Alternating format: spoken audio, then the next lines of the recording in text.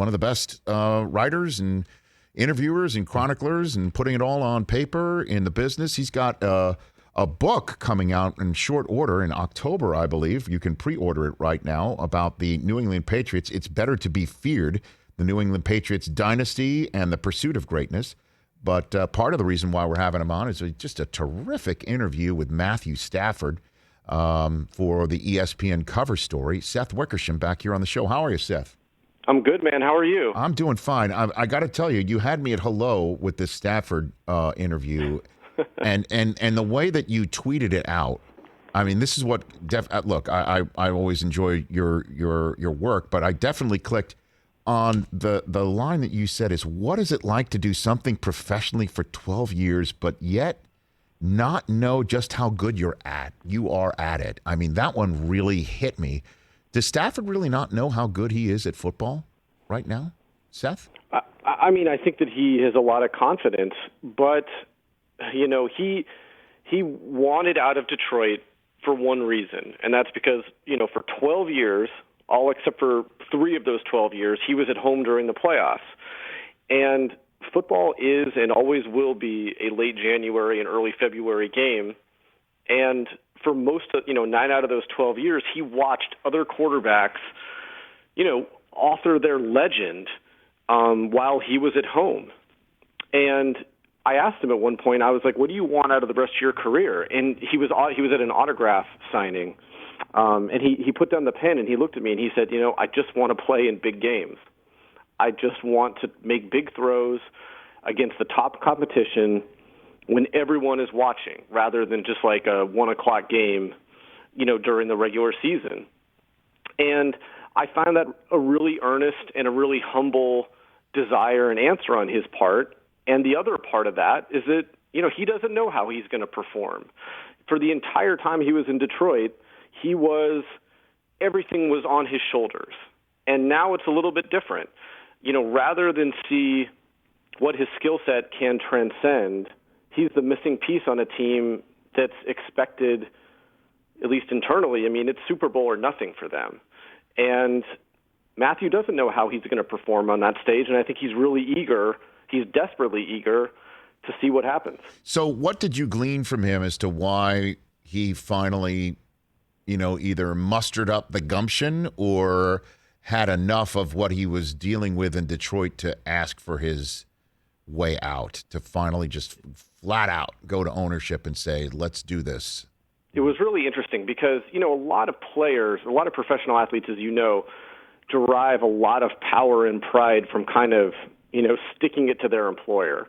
And with Stafford, it was the complete opposite. He was almost embarrassed about it. The regular season ended with a loss to the Vikings. It was another wasted season. He knew that there was going to be another rebuild with a new GM and a new head coach. And, even though Matthew Stafford was the franchise in Detroit, each time there's a regime change, he has to kind of find his way. What's required of him? What kind of leader does he have to be in the building? And I don't think that he felt like he could do it. And so the night after that loss to the Vikings, he told his wife, Kelly, something that they had discussed before the season, and that was asking out. And he said, I was going to do it. I'm going to do it tomorrow. I'm going to ask for a trade. And then the next morning, she enters their kitchen, and he's emptying the dishwasher, and he's quiet. And he is carrying on an entire conversation with himself in his own head where he is reconsidering and doubting his decision because in a very real way, he looked at it like a failure if he was going to ask out. He came to Detroit in 2009 when both the Lions were 0-16 and the city were at its lowest, and he wanted to deliver a championship there. And asking out would be kind of an epic concession. But, by the time he left his house that morning, he stopped by and he said to his wife, say a little prayer for me, because he decided to go ahead and do it. And he actually cried during that meeting. All right. Tell me more. Keep going. Well, I think that the other thing that was interesting I found about it is that, he wanted it quiet. And he was incredibly nervous. He did not want to play the leak game against the Lions. Like, even though the Lions had been kind of a mess throughout most of his career there, some of his best friends were there. They had paid him a ton of money. The team had helped his wife when she needed that tumor removed from her brain years ago. And, he liked his teammates a lot. And so after he asked for the trade, the team is caught a little off guard by it, but after they hire a head coach and a GM, they decide to proceed with it, and he's nervous. And he's just having a hard time with this decision. Like, everything about it was just eating him up. Finally, his wife says, we got to get out of the country. We got to get out of here. Like, we need to do something different. So they decide to get away to Cabo for a quick weekend. He lands in Cabo, and he texts his friend Andrew Whitworth, who just happens to be the offensive tackle for the Rams, and he says, hey, I'm here. Whitworth texts his head coach, Sean McVay, who just happens to be in Cabo also, and within an hour, they're at a pool with cocktails, and the next thing you know, Sean McVay and Matthew Stafford are off to the side talking football while, everybody else is kind of mingling. And it was really interesting because Sean McVay got down there. He's obviously not in a great place. They're thinking about moving on from Jared Goff. Right. And he's down there with his fiance after a long season. They had just lost to the Packers in the playoffs. And Sean McVay texts the Rams brass, and he says, you're not going to effing believe this. Matthew Stafford is here. They meet at the pool. They bond. The next day, Sean McVay is in his room on vacation watching cut-ups of Matthew Stafford on his phone and on his iPad, testing the patience of his fiancée, Veronica, or one could argue investing in their mutual future happiness. And well done, Seth Wickersham. And a day later, Matthew Stafford is a Ram. So, okay, based on all of what you just said, he has this moment with his wife where he's just like, okay, we were talking about it, I'm going to do it.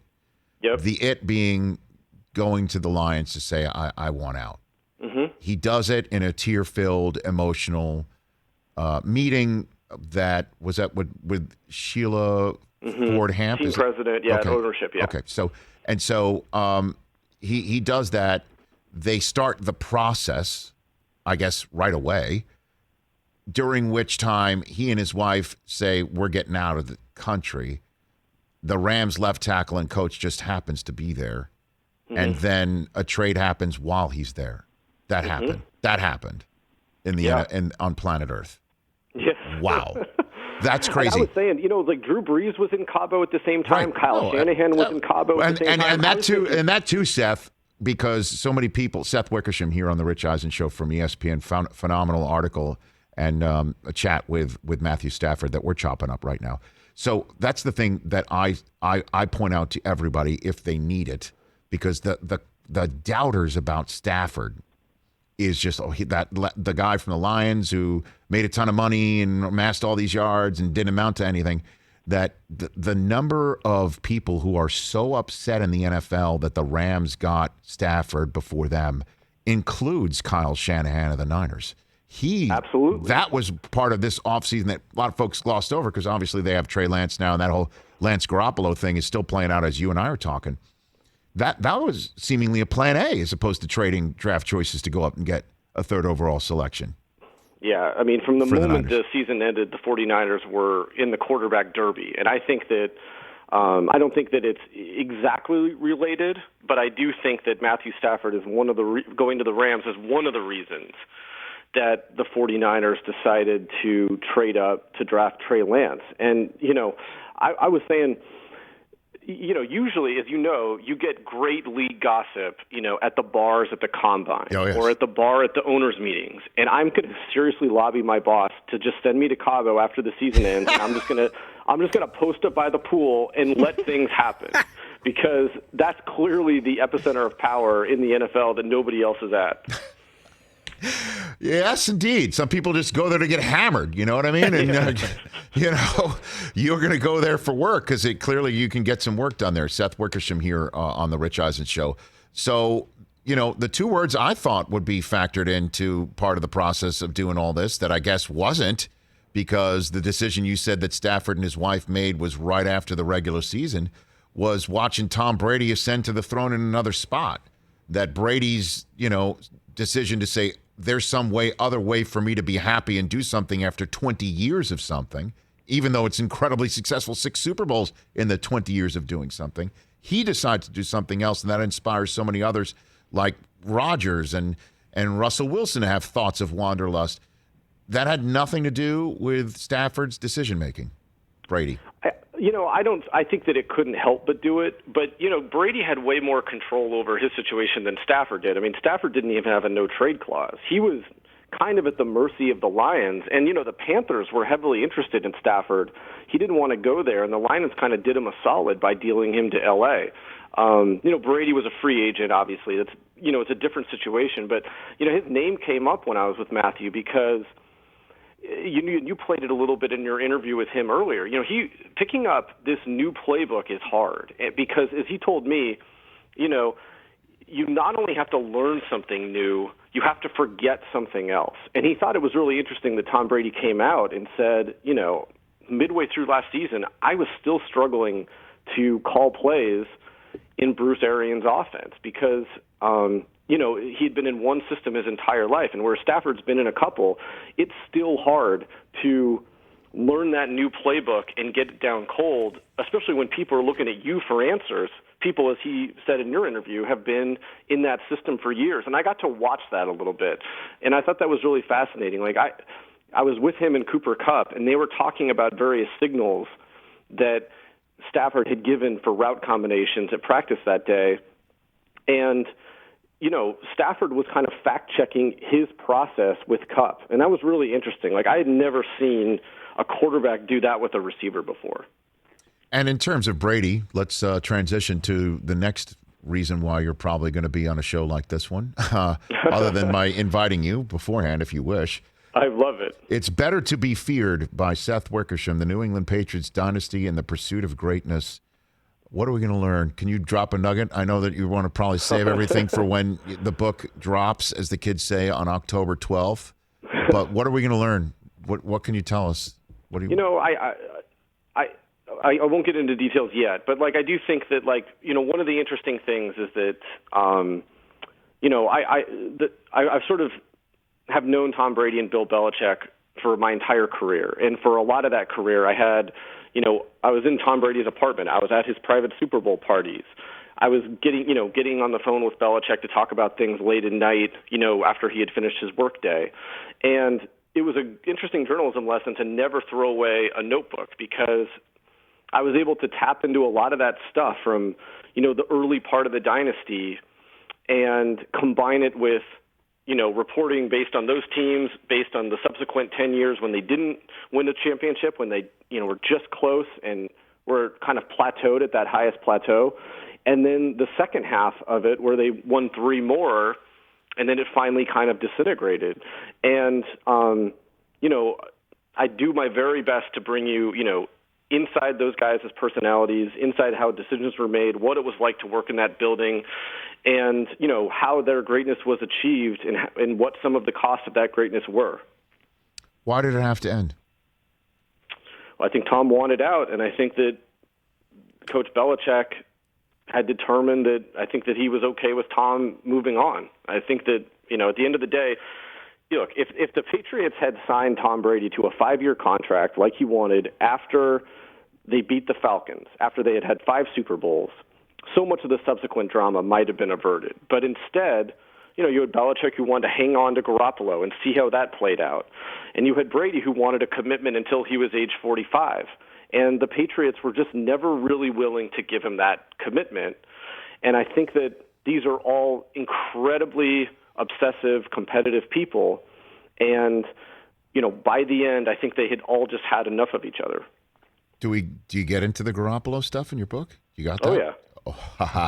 Oh, yeah. So, because, the word is that Tom's like, get him out of here, and Bill didn't really want to and had to, and that's how Jimmy G winds up as a Niner for just a second-round pick. And, it was interesting because, Jimmy G, was on the Patriots' radar only a couple of months ago, right before the draft also. And, right. I think Bill Belichick has always wanted to leave the Patriots whenever he walks away. He's always wanted to leave the team in a good place. You had Bill Walsh, he walked away from the 49ers when they won a Super Bowl, And, George Seifert took it over, and I think that Walsh, secretly kind of wanted the team to fail without him. And instead they go, 14-2 and blow out the Broncos in the Super Bowl, one of the greatest teams ever with this rookie head coach. And I think that Bill Belichick has always had way more pride than to, walk away and have the thing collapse when he does leave. And I think that a huge piece of that was having the team set up long-term at quarterback. And, for a while, he was deeply invested in Garoppolo. So before I let you go, Seth Wickersham, knowing Belichick and covering him as you have, the fact that he's got a quarterback decision to make in a training camp with a first-round drafted guy, this is potentially kind of new for him. Knowing him and knowing the history of him and what he's been and done, can any of that inform you as to what decision he might make over the next 2 weeks as to who's his starter for the 2021 season? Look, I think they wanted to be really patient with Mac Jones, but this latest episode with Cam and being out most of this week, I have no insight into how that's going to affect things. It'll be interesting if it does. The team not only wants to be patient with Mac Jones, but they've clearly been very patient with Cam Newton. And it'll be interesting to see if they lean on Cam and hope that he can perform well to get them through that game against Tampa.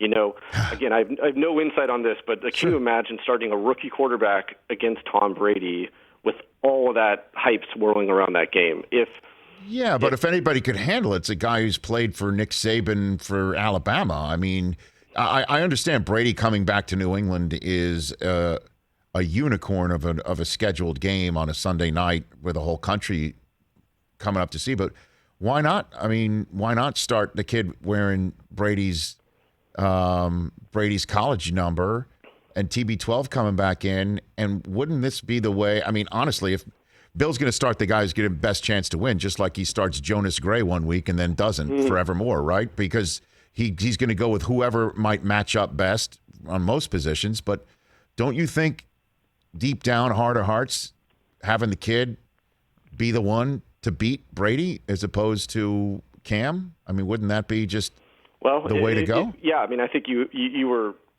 hit it right on there. If it gives them the best chance to win, and we'll just see how it happens. Like I said, I think they wanted to be patient with Mac Jones, and we'll see whether the events of the past week end up impacting that and how it's impacted as the season begins. Well, we all know, Seth, that the guy who wears Mo Lewis's number right now, C.J. Mosley, in a Week 2 game, Jets versus the Patriots, he'll knock Cam out, and then the Mac Jones dynasty will begin. That's what's going to happen in Week 2, just like 2001. Same thing. The poor guy almost died, man. No, I understand that, but he's okay now. So tragic. Okay now. That's that old crimes and misdemeanors line. That comedy is tragedy plus time, Seth. So it's been long enough. It's 20 years. My gosh. Thanks for the time. Look for my number certainly as your book's coming out. I can't wait to read it. Look forward to it. I will. Thank you so much, man. You bet. Everybody should read the Matthew Stafford article written by this man, and It's Better to Be Feared, which is available for purchase right now. The New England Patriots dynasty, Seth Wickersham, here on the program. Hey, you watched all the way to the end. Thanks for that. Watch more right here.